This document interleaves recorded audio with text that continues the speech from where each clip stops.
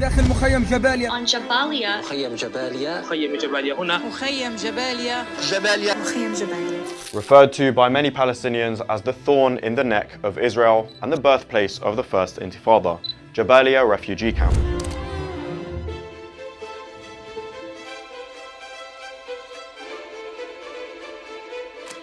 With every war and Israeli assault on Gaza, Jabalia refugee camp and its residents are specifically targeted and witness some of the worst of Israel's brutality and its violence, as we have witnessed over the past year.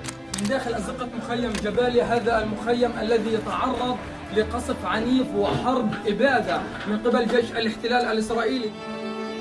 But why Jabalia? Why this tiny, densely populated camp, only 1.4 square kilometers? Before we get into who lives in Jabalia, let's quickly go back to how the refugee camp first came about. Located north of Gaza City and next to the village of Jabalia, the UN set up the refugee camp in 1948 to shelter Palestinians who were displaced during the Nakba from various Palestinian cities within what became Israel and the West Bank, such as Ashdod, Jaffa, Al-Lud and Mejdal.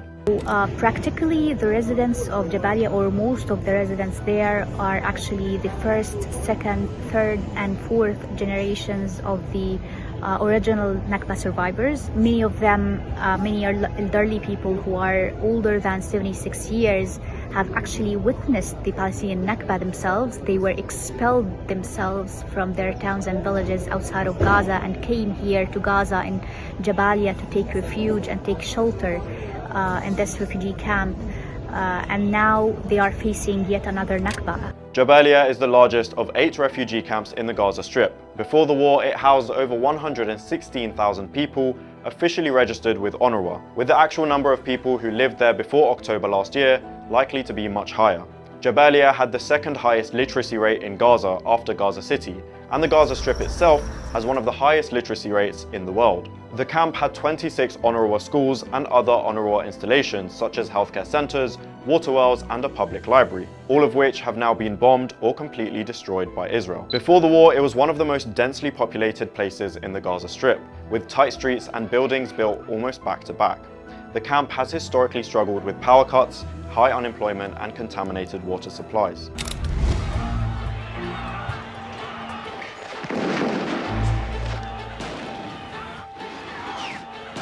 Jabalia was the birthplace of the first Intifada in 1987, the popular Palestinian uprising against Israel's occupation, which went on for 5 years, during which over 1,000 Palestinians were killed by Israel and over 100 Israeli settlers were killed. In every Israeli assault on Gaza, Jabalia has faced some of the worst of Israel's violence, with massacres and assassinations, all aiming to break the population there. In 2004, Israel's operations in the northern Gaza Strip claimed the lives of over 130 Palestinians in 17 days, mainly in Jabalia and Beit Lahia. In Israel's Operation Protective Edge in 2014, Israel shelled a UN school in Jabalia where 3,000 displaced Palestinians were sheltering, killing at least 20 people, mostly women and children. In Israel's 3-day offensive in August 2022 on Gaza, Amnesty International found evidence of war crimes committed by Israel, which targeted a residential area in Jabalia and killed 7 Palestinians, 4 of which were children. Since the 7th of October attacks on Israel last year, Israel has brutally targeted the Jabalia refugee camp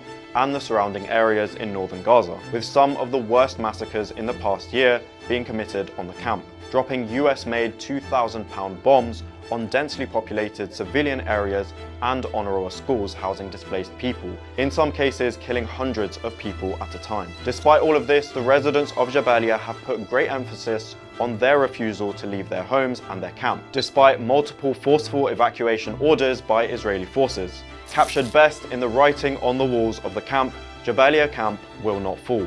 And this is why I believe Israel is using all of this excessive force against unarmed civilians in Jabalia, why it's been dropping tons of explosives on their fragile homes and refugee camps, why it's been literally exterminating them, only giving them 2 options, to leave or to be killed. I believe Israel is trying to make an example out of Jabalia and Jabali people and the north in general, for all of the Palestinians across all of the Gaza Strip, to show them the horrifying consequences of resisting Israel's plan of the forced expulsion of Palestinians outside of Gaza, the Gaza Strip in general. But Jabali people have shown phenomenal resistance, phenomenal resilience in the face of Israel's plan. With access almost completely restricted to the north of Gaza since Israel began its ground operations in late 2023, residents and journalists of North Gaza have themselves had to broadcast Israel's atrocities. The reporting and journalism from these individuals has increasingly made them a target for Israel, which has killed over 120 journalists in Gaza, the West Bank and Lebanon over the past year. Despite this, the journalists and the residents of the north continue to broadcast what they can of what Israel has done to Jabalia and the surrounding areas. Like Al Jazeera's Enes Sharif, whose home was bombed last year, but still proudly says he is the son of Jabalia refugee camp, and that the coverage will continue no matter what. And young Aboud Battah, who came to be known for his often light-hearted but defiant character and his iced coffee jokes, but continued to share to his over 3 million followers what Israel subjected Palestinians to in Jabalia. If Israel succeeds in expelling Palestinians from their homes in Jabalia and the north, it will eventually repeat the same experience in all the Gaza Strip. It was a declared Israeli plan, a second Nakba, and we realized this. And this is why the resistance of the people of Jabalia at this point is very, very important for all of us. Israel's actions in the north of Gaza are in pursuit of something called the General's Plan, which aims to clear the north of any Palestinians with an ultimatum policy of evacuate or die.